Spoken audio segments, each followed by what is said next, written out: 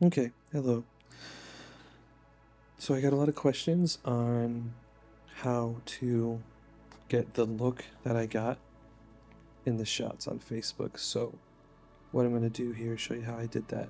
First thing I always do in every project is I go into color management and go to DaVinci YRGB color manage, turn off the auto, go down to custom, because what we're going to do is we're going to set our footage up to be in the right color space, the black magic footage. So I'm going to go to film Gen 5, and then I'm going to go find DaVinci, DaVinci Y, here, the intermediate. So, and the last piece of this is to do Rec 709A, and what this is going to do is going to give you the right representation of the colors you're seeing on the screen in front of you. And the last thing is preferences.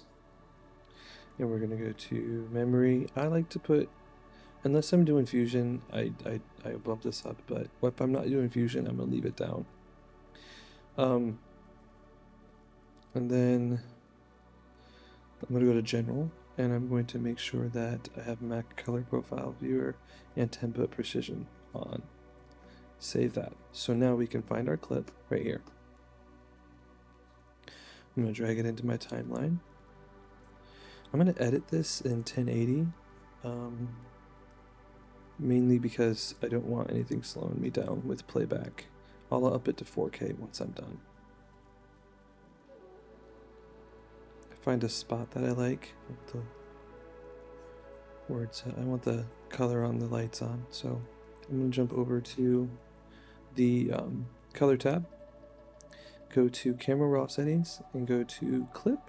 I'm going to turn highlight recovery on just in case I need to have the highlights, get a little bit more detail back.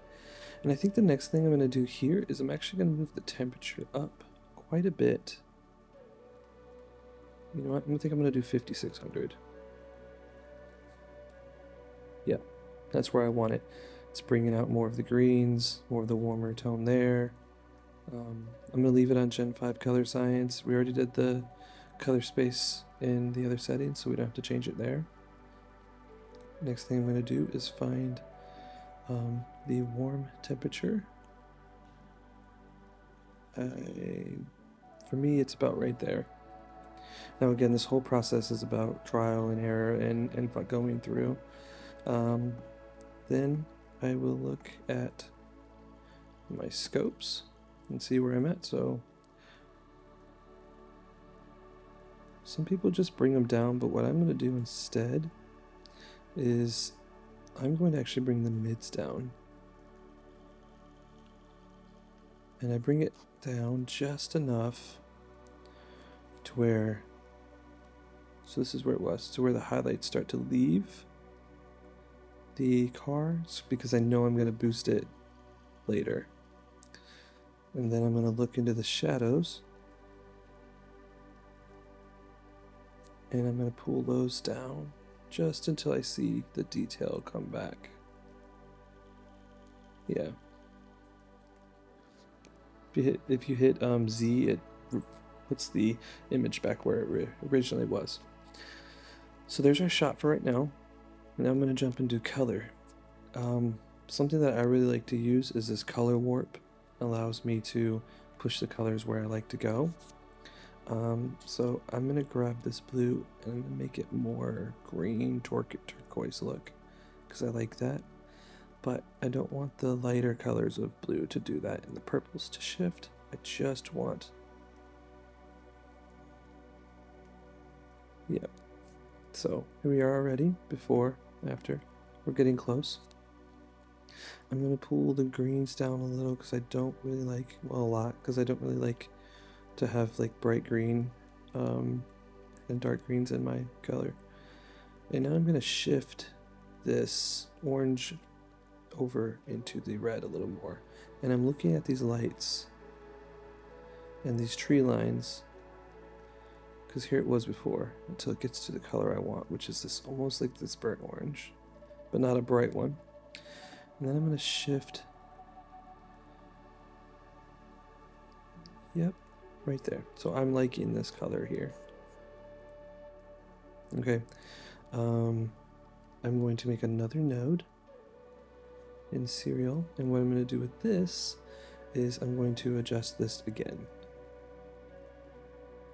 I'm going to pull the saturation down a little and move it over more and boost the red, but move it, tilt it down. So here we are already. I'm going to go back here to my temperature control. I'm going to adjust it again. Bring it in a little bit more. I'm not liking the color of those lights though. So I'm going to go back.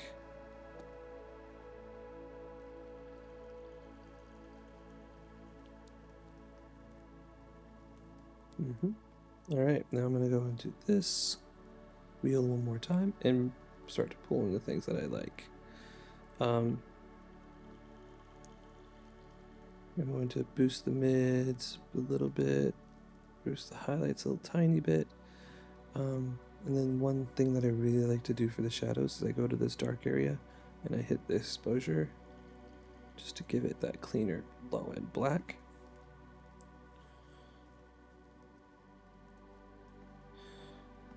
And then hue versus set, and I'm going to make this color more prominent, and this color too. And I'm liking this color. I look at their skin tones, make sure they're on. Yep, he looks normal, doesn't look weird. Same thing with her. Yep. We can also check on this scope over here, the vector scope. Got this nice teal and orange look going here. It's pretty close to being done. Only thing I would say to do is, you know, bring in some contrast. Like pull the contrast down.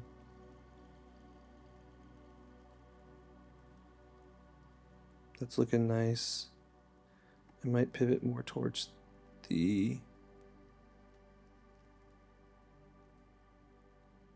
magenta. Yeah.